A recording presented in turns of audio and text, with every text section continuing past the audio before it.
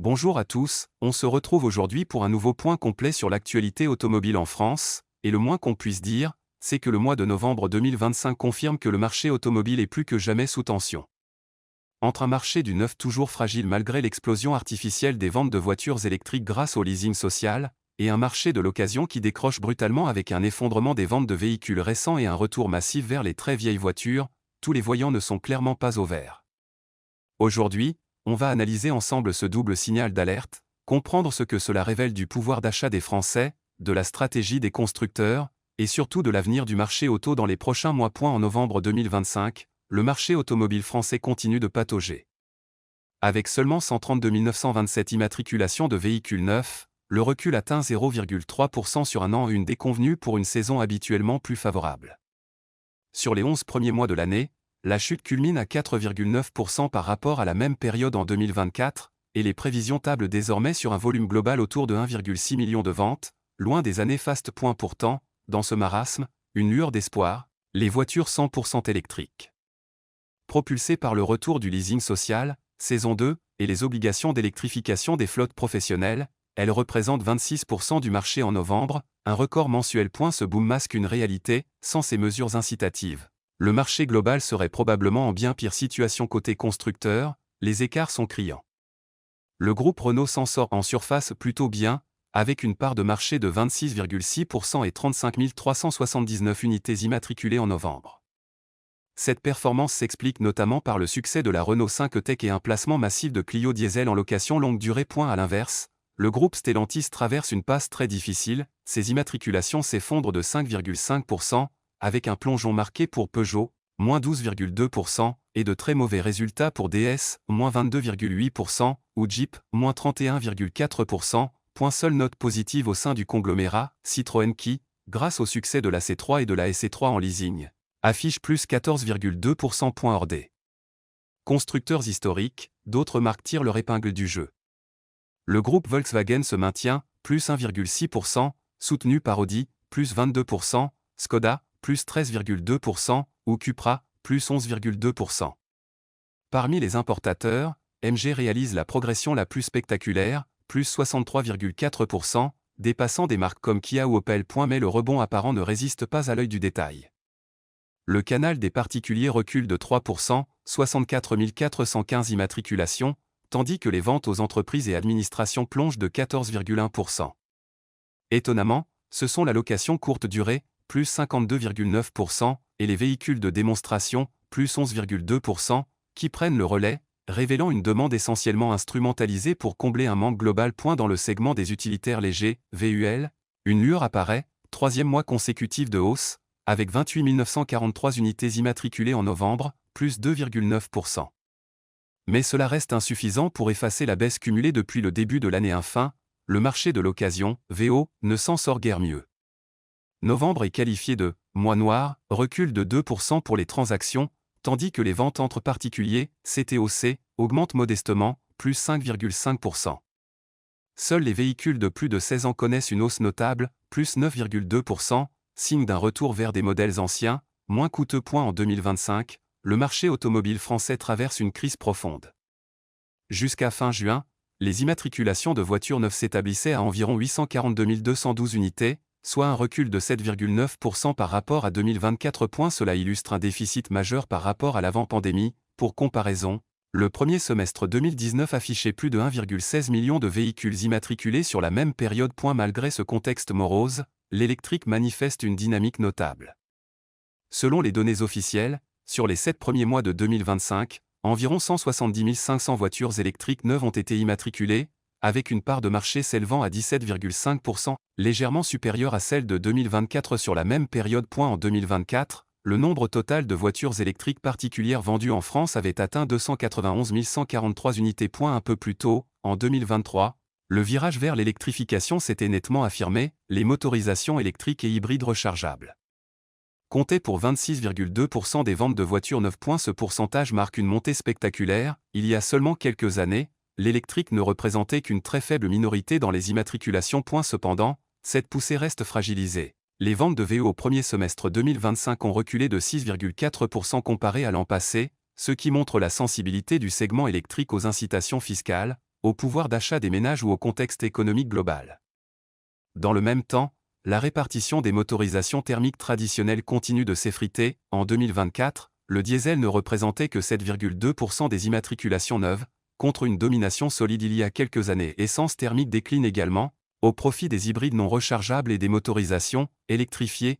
Au niveau du marché global, le contraste est saisissant, un volume de vente en forte baisse, mais un recours massif à l'électrique chez ceux qui achètent, ce qui en fait un marché hybride, tiraillé entre crise de la demande et mutations énergétiques.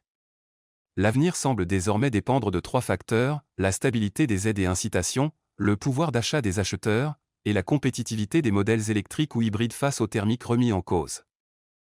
En novembre 2025, le marché de la voiture d'occasion en France affiche une performance très dégradée, seulement 423 700 transactions ont été enregistrées, ce qui en fait l'un des pires mois de ces dernières années, en dehors du creux saisonnier du mois d'août. Ce volume marque une baisse d'environ 2% par rapport à novembre 2024. Dans le détail, les marques ayant résisté restent rares, seules quelques-unes terminent en progression, notamment BMW, Dacia, Mini et DS Automobile. Certains constructeurs comme Tesla, MG ou Cupra affichent de fortes hausses en pourcentage, mais sur des volumes encore très faibles, ce qui limite fortement leur impact réel sur le marché. A l'inverse, plusieurs marques majeures reculent nettement, Toyota enregistre une baisse significative, tout comme Ford et Nissan, confirmant un ralentissement généralisé du secteur. Malgré ce mauvais mois de novembre, l'année 2025 dans sa globalité reste légèrement positive sur le marché de l'occasion. Sur les 11 premiers mois de l'année, près de 5 millions de véhicules ont été échangés, soit une progression très modeste par rapport à l'an passé. Les marques françaises conservent une dynamique légèrement favorable, tandis que, parmi les marques étrangères, certains constructeurs comme Hyundai, Skoda, Dacia ou encore Toyota parviennent à mieux résister. Le constat devient en revanche beaucoup plus préoccupant lorsqu'on observe le cœur du marché. Les véhicules d'occasion récents, âgés de 1 à 2 ans et de 2 à 5 ans, s'effondrent avec des baisses à 2 chiffres. A l'inverse, les voitures de plus de 16 ans connaissent une forte progression. Ce basculement traduit un changement très clair dans le comportement des acheteurs. Face à la hausse des prix et au climat économique tendu, les Français se replient massivement vers des véhicules anciens, bien moins chers à l'achat, quitte à sacrifier la modernité ou les équipements. En parallèle, une légère hausse concerne les voitures d'occasion de moins d'1 an, mais ces volumes restent marginaux et insuffisants pour inverser la tendance générale. Le marché des flottes d'entreprises en France traverse une période très difficile en novembre 2025. Sur ce mois, seulement 60 349 livraisons de voitures particulières et d'utilitaires légers ont été enregistrées, ce qui représente une baisse de 5,4% par rapport au même mois de l'année précédente. Cette tendance traduit la tension qui règne sur le marché professionnel, touché par le contexte économique général, la hausse des coûts et la transition énergétique en cours. Pourtant, derrière ces chiffres globaux en retrait, un phénomène particulier se distingue, la percée spectaculaire des véhicules 100% électriques. Ces derniers ont enregistré une croissance de 74,2% sur le mois, avec près de 14 795 immatriculations, confirmant leur rôle majeur pour limiter l'ampleur de la chute globale des flottes. Sans cette progression de l'électrique, le recul aurait été nettement plus marqué, ce qui souligne à quel point l'électrification est devenue indispensable pour les entreprises qui souhaitent maintenir leur parc à flot. Depuis le début de l'année 2025, près de 120 000 voitures électriques ont été immatriculées via les canaux flotte, englobant à la fois les voitures particulières et les utilitaires légers. Ce chiffre illustre un basculement progressif, mais net, vers l'électrification dans le parc automobile professionnel français. La part de marché des véhicules électriques atteint désormais 18,5% à fin novembre, contre seulement 11,5% l'année précédente, ce qui représente un bond spectaculaire et un signal fort pour l'ensemble du secteur. Cette dynamique n'est cependant pas suffisante pour compenser le recul des autres motorisations. Les hybrides, longtemps considérés comme un compromis pragmatique entre thermique et électrique, stagnent globalement sur l'année avec une progression marginale de 1,3%, mais elles ont subi en novembre un recul très marqué de 18,6%. Quant aux motorisations thermiques traditionnelles et diesel et essence, elles continuent de perdre du terrain, reflétant le désintérêt croissant pour les technologies polluantes et le poids des réglementations et restrictions en vigueur. En se concentrant uniquement sur les voitures particulières, VP, la situation apparaît encore plus nette. En novembre, le nombre de VP livrés chute de 9,4% pour atteindre 37 688 unités. Mais là encore, l'électrique réalise un exploit, avec 11 965 immatriculations sur le mois, soit une augmentation de 77,9%, elle atteint une part de marché mensuelle de 31,7%, presque le double de celle de novembre 2024, qui était de 16,2%. Cette performance souligne l'effet de levier que l'électrique apporte au marché et son rôle central dans la survie des flottes professionnelles. À l'inverse, les hybrides enregistrent une chute notable de 21,1%, montrant que l'intérêt pour cette technologie est en déclin sur le segment professionnel, tandis que l'essence et le diesel continuent leur reflux, confirmant un désintérêt durable pour les motorisations traditionnelles. Du côté des utilitaires légers, la dynamique est différente.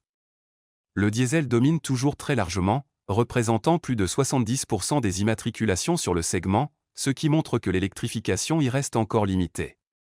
Malgré une forte hausse de 60% pour les VUL électriques en novembre, leur volume reste relativement modeste, avec seulement 2830 unités enregistrées. Cela indique que le passage au zéro émission est beaucoup plus lent dans le segment des utilitaires légers, où les besoins opérationnels et les contraintes de charge et d'autonomie freinent encore la transition. L'ensemble de ces chiffres met en évidence une tendance lourde. 2025 marque un tournant pour les flottes professionnelles françaises. L'électrique ne se contente plus d'être une option marginale, il devient un élément central de la stratégie des entreprises et des loueurs longue durée, permettant de limiter les pertes dans un marché en repli constant. Les entreprises semblent comprendre qu'investir dans l'électrique est désormais indispensable pour continuer à faire tourner leur parc, tout en respectant les nouvelles normes environnementales et en anticipant les obligations de réduction des émissions. Cependant, cette dynamique reste fragile. La progression spectaculaire de l'électrique compense en partie le recul des autres motorisations, mais elle ne suffit pas encore à redresser complètement le marché. Le désintérêt pour les motorisations thermiques et hybrides, conjugué à des volumes encore modestes pour les utilitaires électriques, laisse planer un doute sur la capacité de cette transition à soutenir durablement le secteur. La question qui se pose désormais est de savoir si cette montée en puissance de l'électrique constitue un véritable rebond ou s'il s'agit d'un sursaut ponctuel, rendu possible par les incitations et les contraintes réglementaires, mais qui pourrait s'essouffler si les conditions économiques se dégradent. Les syndicats de Stellantis tirent la sonnette d'alarme face à la trajectoire imposée par les nouvelles normes CO de l'Union européenne. Dans un communiqué commun, les organisations syndicales expriment leur vive inquiétude quant aux conséquences sociales et économiques d'une transition écologique menée de façon dogmatique. Emplois, sites industriels et territoires seraient directement menacés si les objectifs pour 2035 sont maintenus sans adaptation. Selon eux, la transformation du secteur automobile doit s'appuyer sur une programmation réaliste, maîtrisée et socialement responsable. Ils jugent irréaliste un arrêt pur et simple des ventes de véhicules thermiques d'ici 2035, surtout sans mesure d'accompagnement solide. Le consommateur, estime-t-il, n'est pas prêt à un tout électrique. La part de marché des véhicules 100% électriques reste encore limitée. Pour sauvegarder l'emploi et l'industrie, les syndicats demandent une approche flexible, encourageant la neutralité technologique. C'est à accent grave dire la prise en compte non seulement des véhicules électriques mais aussi des hybrides rechargeables, des carburants alternatifs, ou des prolongateurs d'autonomie.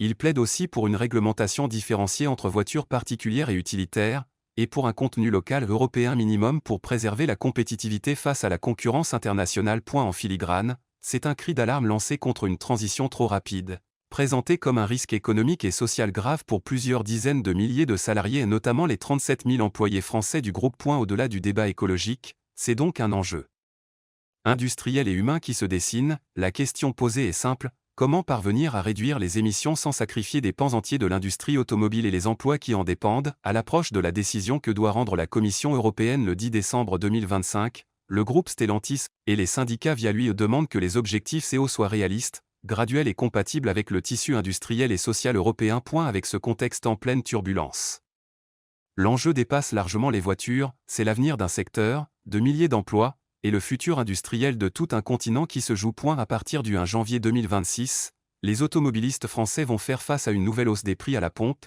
et cette augmentation risque de se faire sentir très concrètement dans le budget des ménages. Selon les projections, le litre d'essence comme de diesel pourrait augmenter de 4 à 6 centimes, ce qui représente un coût supplémentaire significatif sur un plein standard et sur l'ensemble de l'année.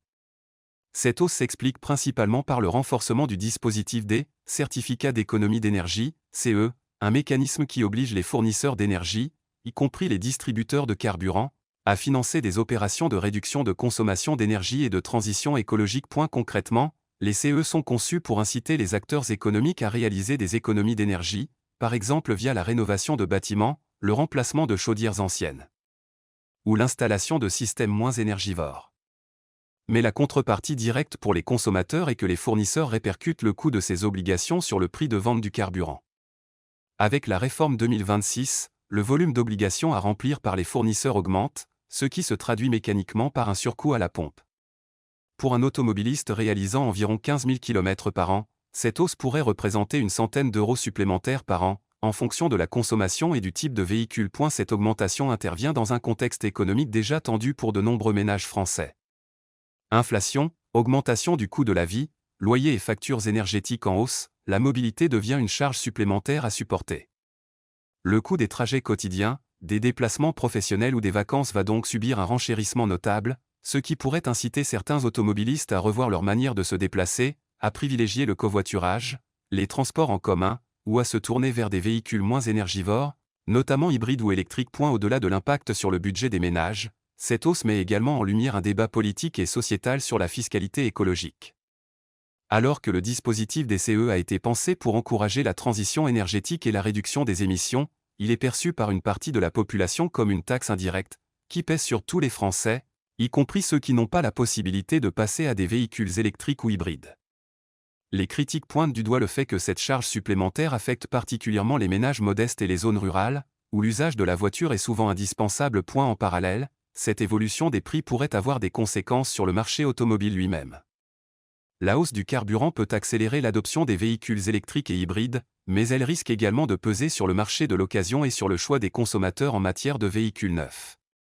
Les voitures thermiques, déjà confrontées à un contexte réglementaire restrictif et à des incitations fiscales orientées vers l'électrique, pourraient voir leur demande ralentir encore davantage, tandis que l'intérêt pour les voitures électriques, malgré le coût initial élevé, pourrait continuer à croître, porté par la perspective d'économie sur le carburant à long terme. Enfin, ce contexte montre que la mobilité en France va connaître un tournant à partir de 2026.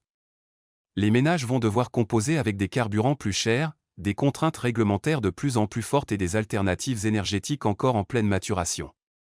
Rouler va coûter plus cher, et cette hausse pourrait influer non seulement sur les comportements individuels, mais aussi sur la stratégie des constructeurs et des concessionnaires, qui devront s'adapter à une demande évolutive et à un marché en mutation. Les prochains mois seront donc cruciaux pour observer comment les automobilistes et les acteurs du secteur vont réagir face à cette double pression économique et écologique. Le groupe Stellantis s'apprête à traverser une période complexe en France, selon les projections internes communiquées fin 2025. La production de ces 5 usines françaises devrait reculer de 11% entre 2025 et 2028, passant de 661 000 véhicules à environ 590 000 sur la période. Cette réduction traduit une nécessité d'ajuster la production face à une demande européenne en baisse, à des surcapacités sur certains segments et à la concurrence internationale, qui impose une réorganisation stratégique. Les volumes en retrait reflètent également l'évolution du marché vers des véhicules plus électrifiés, avec des technologies qui modifient la structure industrielle nécessaire et qui obligent les constructeurs à revoir leur stratégie sur le long terme. Parmi les sites les plus impactés, l'usine de Poissy apparaît comme particulièrement vulnérable. Sa production annuelle devrait connaître l'une des baisses les plus marquées, passant de 90 000 véhicules en 2025 à 55 000 seulement en 2028, soit une contraction d'environ 40%. Une diminution qui pourrait entraîner des fermetures de lignes, des réaffectations de postes et, à terme, des conséquences directes sur l'emploi. Même si Stellantis insiste sur le fait que certains ajustements dépendront du succès commercial des nouveaux modèles, la situation reste préoccupante pour les salariés et les territoires qui dépendent de cette production. Mais Poissy n'est pas le seul site concerné, toutes les usines françaises sont touchées par cette contraction progressive. Le groupe anticipe ainsi une réduction de volume qui s'étalera sur plusieurs années, afin de mieux aligner la production avec les tendances du marché et les nouvelles exigences technologiques et environnementales. Cette stratégie reflète un double objectif, continuer à produire de manière rentable tout en s'adaptant aux évolutions du marché, notamment l'essor des véhicules électriques et hybrides, et la diminution attendue de la demande pour certains modèles thermiques. Pour les salariés, les syndicats et les collectivités locales, ces projections constituent un signal fort. L'industrie automobile française entre dans une phase de transition où les volumes de production vont diminuer, et où les ajustements devront être réalisés avec prudence pour éviter un impact social trop lourd. Pour Stellantis, il s'agit d'équilibrer rentabilité, compétitivité et préservation des emplois tout en naviguant dans un marché européen en mutation. Le groupe devra donc jongler entre transformation technologique, objectifs de production et maintien de la cohésion sociale dans ses sites français. Cette période sera déterminante pour l'avenir de Stellantis en France, la façon dont l'entreprise gérera cette contraction et accompagnera ses salariés dans la transition industrielle pourrait définir sa compétitivité et son image sur le marché européen pour les années à venir. Le marché des flottes professionnelles françaises continue de traverser Une période morose, mais novembre 2025 marque un tournant particulier, notamment grâce à l'électrique, qui bat un nouveau record dans un contexte global en recul. Selon les chiffres du secteur, les immatriculations de véhicules particuliers et utilitaires légers via les canaux professionnels s'effondrent, mais les véhicules 100% électriques tirent leur épingle du jeu. 11 965 VP électriques ont été livrés ce mois-là, soit une progression spectaculaire de 77,9% par rapport à novembre 2024. Cette hausse permet à l'électrique d'atteindre une part de 31,7% du segment BTOB pour ce seul mois, un chiffre jamais atteint jusqu'ici dans les flottes professionnelles. Sur l'ensemble de l'année, les véhicules à batterie, qu'il s'agisse de voitures particulières ou d'utilitaires légers, représentent désormais 18,5% du marché BTOB. C'est une performance remarquable dans un marché qui reste globalement en recul. Toutes les autres motorisations continuent de subir une chute significative, les véhicules hybrides simples et hybrides rechargeables voient leur volume diminuer fortement, le diesel, historiquement dominant dans les flottes, continue de perdre du terrain, et l'essence recule également. Dans ce contexte, l'électrique devient la seule source de croissance et de maintien des volumes pour les constructeurs, permettant de compenser partiellement la chute générale. Cependant, derrière ce bond spectaculaire de l'électrique, la réalité du marché reste inquiétante. Les livraisons totales BTOB reculent de 5,4% sur le mois, tandis que les voitures particulières enregistrent une baisse de 9,4%. Même si les utilitaires légers montrent un léger redressement grâce à la progression des VUL électriques, cette hausse ne suffit pas à compenser la contraction massive des autres segments. Le marché des flottes demeure donc globalement en tension, avec des entreprises qui repoussent leur renouvellement ou adoptent de manière sélective les véhicules les plus rentables en termes de coût d'usage et de subvention. Cette évolution traduit une mutation profonde des stratégies des entreprises. L'électrique, longtemps perçu comme une option marginale, devient désormais incontournable pour maintenir une flotte opérationnelle tout en respectant les nouvelles normes environnementales et les incitations fiscales. Cependant, cette adoption massive n'est pas sans contrainte, le coût d'acquisition élevé, les infrastructures de recharge encore insuffisantes dans certaines zones, et la disponibilité limitée de certains modèles ralentissent la transition. Les entreprises doivent composer avec ces contraintes tout en essayant de réduire leur empreinte carbone, un objectif de plus en plus pressant dans le cadre des politiques RCE et des obligations réglementaires européennes. En résumé, novembre 2025 n'est pas un mois miraculeux pour les flottes professionnelles. Il révèle un marché global en difficulté et en contraction, mais où l'électrique fait irruption comme un moteur de croissance et un signal d'orientation pour l'avenir.